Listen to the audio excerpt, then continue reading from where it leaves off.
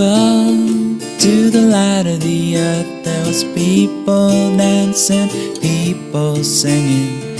Om Shanti. Om. Om Shanti. Om.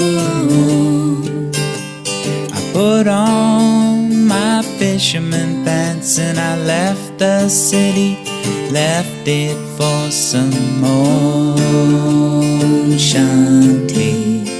Om, Om Shanti. Om. I made it to the riverside. There was freedom waving, holding out some more Shanti. Om, Om Shanti. Om. And in the times of silence in my head, I open to the emptiness that only sees everything as grace. Let's open to the emptiness. Let's open to togetherness of Om Shanti. Om, Om Shanti.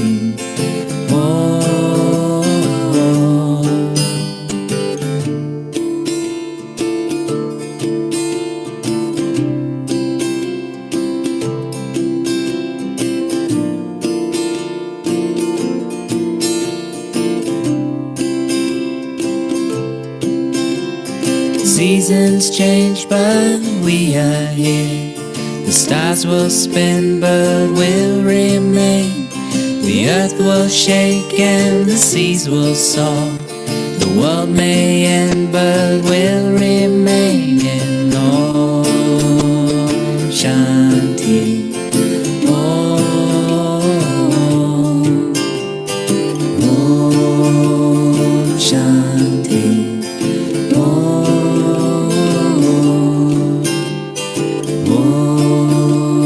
Shanti. Om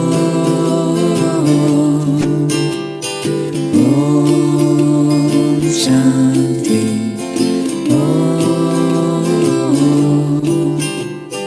Om Shanti.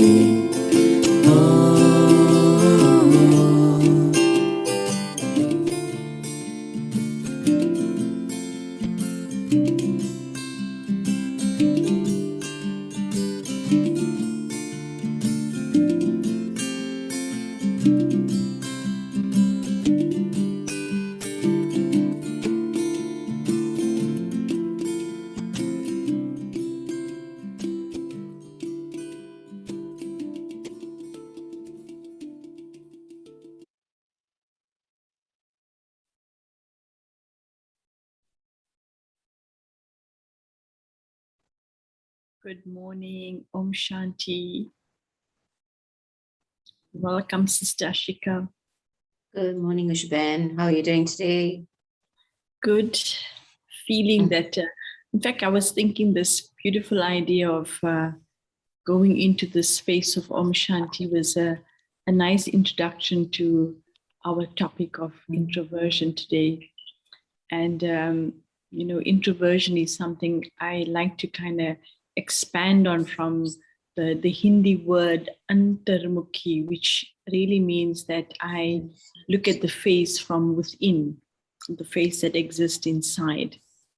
And it's a powerful way of understanding that, you know, when anyone leaves from their home, going out into the day, if they've checked themselves that they got everything in place, you know, like physically dressed, sorted, and you have a sense of confidence of what you're wearing, you know, that gives us a powerful way in which we can meet the world. And on a spiritual dimension, when the inner face is in its right position with the right features, then I actually have all the tools I need to deal with the day. Oh, beautiful. So we're going to do internal makeup today and dress up. um, you know, just with this word in introversion, and I love the Antarmukhi because it gives you such a different perspective of introversion, because it's become one where people feel that if one doesn't be extroverted, so I'm just going to take it to a very physical level and we draw it back to a very spiritual one, that one is then not engaging with others.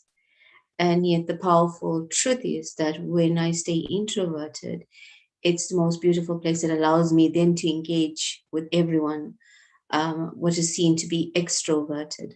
So, like the very skeleton of the body, it's on the inside, but it gives structure to be able to move around. And if the structure is anyway damaged, then we got a limp or we can't move too much. In the very same way, I'd like to maybe explore this as that internal structure that gives permission for us to be able to move and express ourselves.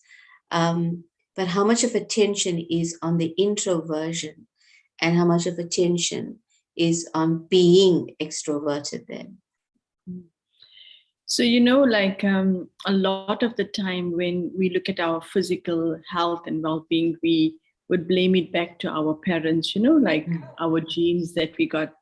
So as you were talking, I just, again, was thinking about, when a mother is carrying a baby, I know that they encourage the mother to be spiritual, to create good thoughts, and whatever her awareness is, somehow that vibration impacts on this formative being, this child that is going to actually become an individual in the world. And so that kind of understanding, and I think it's a nice way of, in a sense, the preparation. Introversion is like what is happening underground, but like the skeleton that's getting its formation, the DNA that is getting formulated within the being, and then we come out. But what I think is important for us to understand, as much on a physical level, we think we get our genes from our parents. I'd like to just add something that when we identify ourselves as being a spiritual being, then even our physical parents are not responsible for our DNA. There must be something that pulls us to that DNA rather than I got the DNA from them. And this is something that helps one to realize that we are really very powerful, and we shouldn't underestimate anything physical to be in our way to stop us to be who we can be.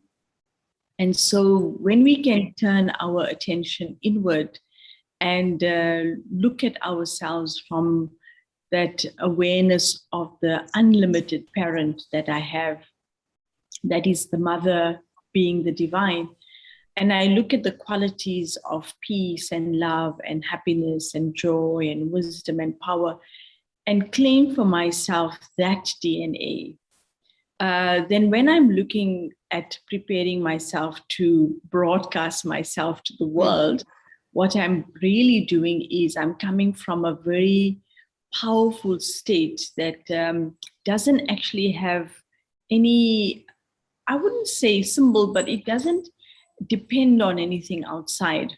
And I think this is something that is valuable at this time, because everything around us is very changeable. And it doesn't really, in fact, it's impossible for us, or it would be unfair of us to put that kind of responsibility on matter which is constantly changing. So the introspection really gives me an opportunity to know my internal makeup, that I come from a source that is eternally peaceful, I come from a source that already has everything inside of it. It's full of all attainment. And even just those 2 steps, if I can bring that into my awareness and then, in a way, give myself enough time to resonate with it, to feel it, to be it, then when I come out, that vibration actually permeates through the things I say and the things I do. So it's a very important thing, in a sense, that we're not going into the world unprepared. Just like how we'll sanitize, wear our masks, and we go prepared into the world. This internal preparation is very important, to make sure that I'm not carrying any infections, means that the influences of other people's thoughts in my own feelings, or other people's behavior towards me, if I carry that as a hurt, or I carry it as a pain within me, and then I reach out into the world, I'm really going to be shortchanging myself. So to be able to go internal means to also take away the layers of acquired pain, hurt, whatever has happened to me, and I can, in a way, isolate myself, so that in that isolation, I'm actually giving myself strength to be me. And then from that, there'll be a lot of immunity built up, that I can face whatever comes my way. So I'm just, the feelings that of being kept in an atmosphere that's protective and safe, that allows me then to explore in that space and then come out of there, authentically come out from that space. It's reminding me of the very element that it's associated with, which is the ether again. And, the similarity, obviously, what's a spiritual entity becomes manifested in a physical entity. So the womb, and that which has a fluidity in it that nurtures and allows one to stay suspended during that time of being nurtured, then to be able to emerge physically, is the ether is sort of like the womb of the spirit, the soul, and that peace in which it resonates, so that one can stay in there. And what I'm noting is that the difference being that if we take a few moments every day to have a rebirth from that space, then every day we have an opportunity to come back into peace. So whereas in a physical entity, we're given one opportunity and here we come out 9 months later, and then we grow, it's just like the flower that grows. And here's opportunity for us every day to go back into this space, and really, again, just to remind oneself of the physical entity of the ether being that of fluidity, of that which holds but doesn't hold you, it sort of creates a space, one that allows one to transmit through, and one can actually share from a very powerful space. And the time that one actually needs to be there these days is that even 1 second staying in stillness is equal to multi-million-fold moments and thoughts that get expressed during the day. So it's not about becoming one who goes sits on top of the mountain. I think we also have to be able to enact with the world, and the world needs us to play our part. So even that 1 second of drawing that energy and that introversion gives me permission then to face everything with that. But I want to drop it more into not a moment in a morning, not a moment in the afternoon, not a moment whatever, but a moment within the moments of my day. So every opportunity and how we make it become a practice, introversion, a practice of stepping in and then stepping out, stepping in and then stepping out within our day. And I think when you do it like that, what you're doing is that time out I give myself, or the time in, let's not say time out, let's say when I give myself the time in, what I'm doing is like, how individuals say that to avoid getting angry. And, the opposite of anger is peace. So if we are in any way feeling that this emotion of anger does overcome me and, there's a loss of control. So it's like, they say just breathe in and then respond. And just that one breathe in will actually make such a big difference, because the only thing that stops me from getting angry is actually a second. So it doesn't even mean I need to do something over a period of time to restrain myself. I really just need to take that deep breath in and recognize that my eternal nature is peace. And then say to yourself, okay, now I can get angry. And there actually won't be any fuel for that anger to emerge. So it's so wonderful to realize that the things that are making us so vulnerable and putting us in such danger, because the emotion of anger is so dangerous. It hurts me and it hurts whoever I come into contact with. So for me to remain safe, and I'm just thinking, this whole idea of COVID and safety was for us to stay indoors. And so spiritually, if we stay indoors, making this body the home, the internal home in a sense, and in a sense, not to look outside of the body, to look inside of the body, then my vision will just be on the light that I am. And when I can operate from this body being the light, then wherever I go, I'm coming from a very protected space. And so you're absolutely right in a sense that we need to create this space for ourselves that will protect us. But let me just take it a little bit, because these practices that we do, sometimes people can think, if I'm originally peaceful, then why do I have to practice to be peaceful? Because it doesn't seem natural to now, if I feel angry, let me just expose myself and be angry. That means I'm real. But if you become angry and you feel happy, then that's a sign that it is your nature.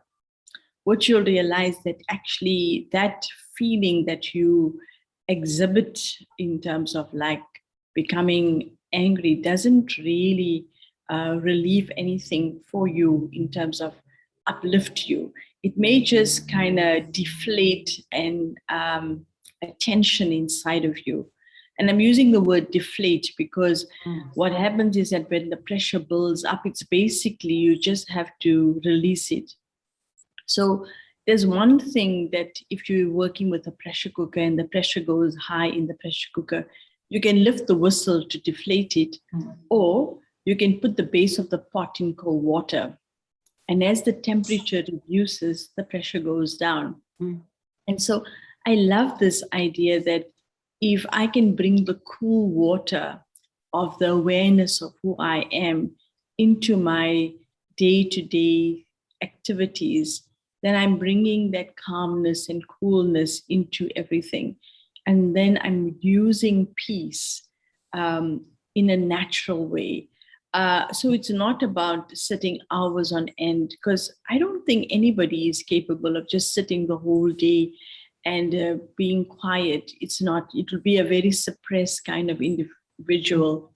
And people who do say that, oh, we just stay indoors, there's a lot of things that will be happening to them, like they will expose themselves to some kind of sense gratification, an external form. And, introversion doesn't really just mean that, oh, I don't do anything. Because this kind of introversion is I'm busy creating and manufacturing. So from the quietness will emerge new things. Like in a laboratory, there's a space where the atmosphere is not polluted, everything is clean and hygienic, it's sterile, so that when I actually experiment, the results are without all the impurities. And so for me also to create and explore myself, the cleanliness of being free from the senses is a necessary thing. So again, the introversion can be stepping aside from the things I see, the things I hear, the things I smell, the things I taste, and to really just go inside, expose my nakedness, means me without any makeup. And if I can feel good about me being nothing, then I've got it. Because that means I will never be at the dangling end of anybody's words, impressions. There's such a power I'm infusing within my being when I can be nothing. And this is really so beautiful when we think about the spiritual journey. People think like we're losing when we stop doing this or we stop doing that. But the power we gain when we are not dependent on things, when we're not addicted to anything, that kind of strength is amazing. And, you can like walk anywhere in any space, not feeling like what's going to happen, how it's going to happen, because you have such an inner state of security that I am peace, and that's what will follow me. Nothing else can follow me. This is really, for me, the gift, the attainment we can achieve when we free ourselves from the external addictions or dependencies.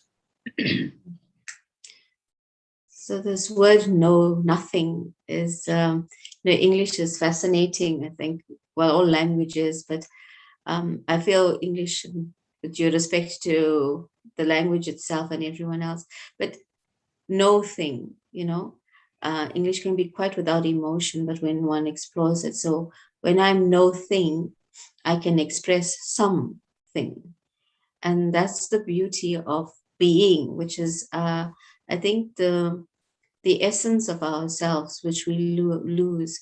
So introspection sort of gives us the space to sort of explore as well, a little deeper and a lot more, and become comfortable. It's a space that I feel that is comforting and where I'm comfortable, but it's also a place that is a launch pad for my expression in my every moment thereafter.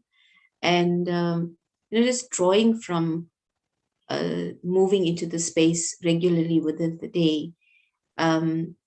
Most of people at work and having going back with COVID, etc., there's different challenges that each one is facing. But even within a meeting, we think that people are double hatting and triple hatting. So, for example, we're on Zoom, so we could be having a Zoom meeting, but I could very easily, if I was not on camera, be doing something else while I chat to you. And this asks us actually to be still. And the reason for that is that when I am trying to pay attention to multiple things, nothing gets focused. So everything will be half-baked. Even though at most cases, some things will be not baked because I've forgotten to finish it. And I bring it back to a very practical thing, because especially when one wants to use it, if one is in everyday tasks, sometimes you start up something in the morning, and let's just take an email, for example, and you start responding, and you don't have all the information, and you come to the end of the day when you're shutting down, you might find the same email is opened, and yet you spend so much of time there and you never closed it. So this attention bringing back to introversion, to be able to brings focus again, I feel, to completion, because it brings a completion and a wholeness. And therefore, I feel that it's our mark for success as well. We're always saying there's so much to do, and not enough time. And so I don't give myself time to be introverted, to go into my space of being silent, because I have to do. But when I go into my space of silence, when I come into my doing becomes even more powerful, because I don't lose attention. And that is how time is used. But there's a clarity that comes as well. So I just want to bring back this, when you were just saying this, it's sort of wrapping us in a space, and seeming to be wrapped always seems restrictive. Both of us are wearing shawls. If we say we can't move because, we're wrapped around it. But when you're wrapped in something, it gives you a space to be confined for a limited period, and then for one to express oneself when one needs to. So it's not a restrictive. Being introverted is a freedom. It's a space of quiet and time for me to be in the safe arms and bringing back the Divine Mother. So, Shubhen, if you just maybe give one practice for today, which we can draw into our meditation, and we can use that.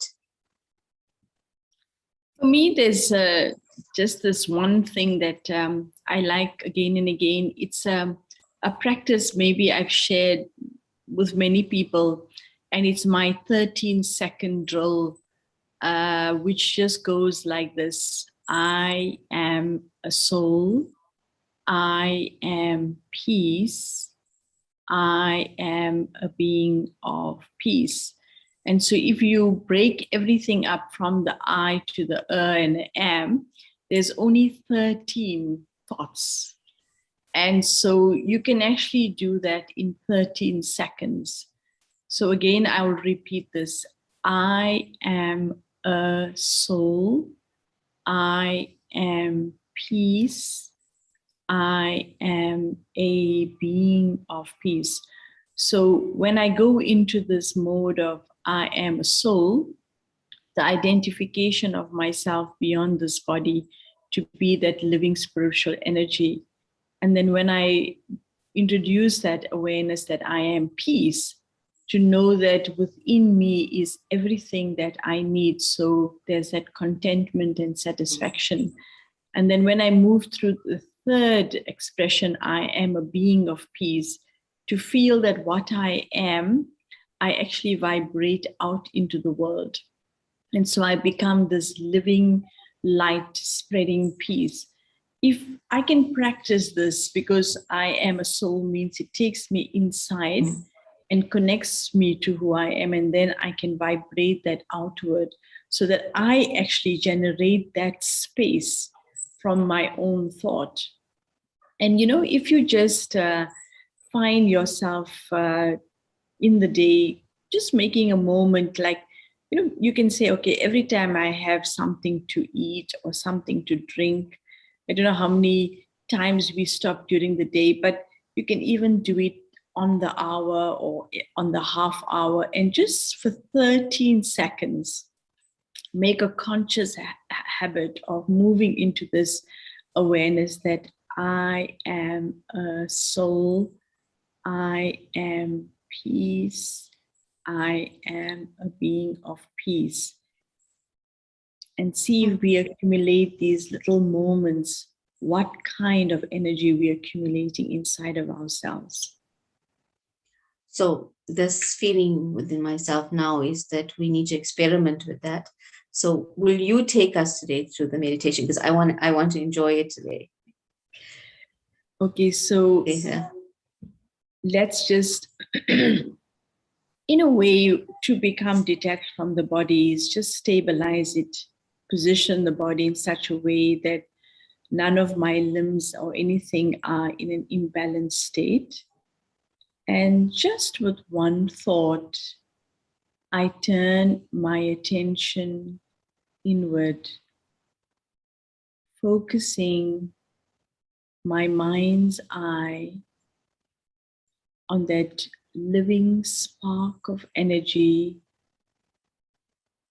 behind the eyes, in the center of the forehead. I keep my vision steady on a physical point in front of me, and my mind's eye focused within. In this stable awareness, I am completely free from any external supports or influences. I bring myself on a level of consciousness that elevates me from the mundane and ordinary and I touch that spark of being within, I remind myself I am the living soul.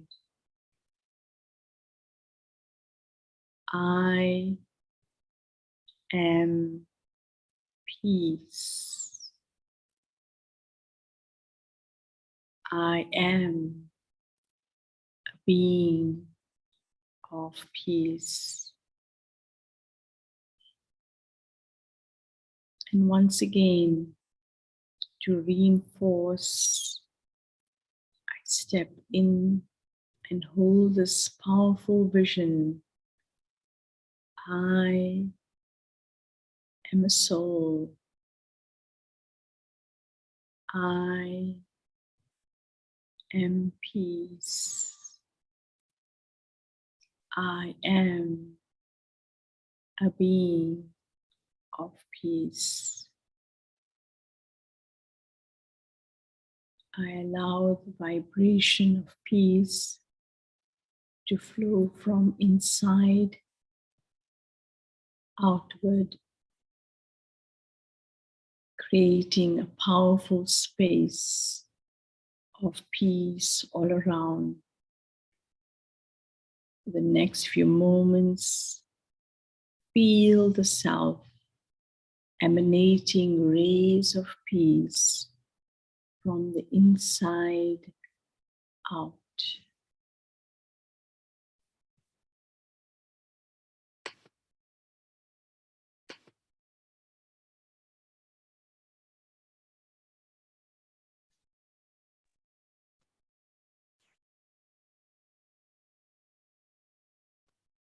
Om Shanti.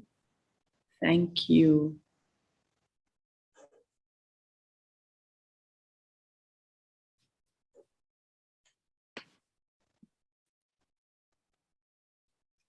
Peace thrives with introversion. Today, I stay wrapped in the etheric atmosphere of peace, feeling safe and secure.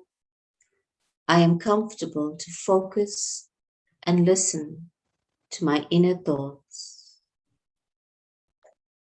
In the space of introversion, I acknowledge that I am not this body. I am a being of light. I am peace.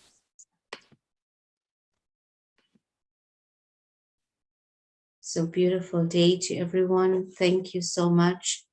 Have a wonderful moments of introversion interspersed throughout the day. Fill yourself with the color blue as you move along the day, reminding yourself, I am peace. I am peace.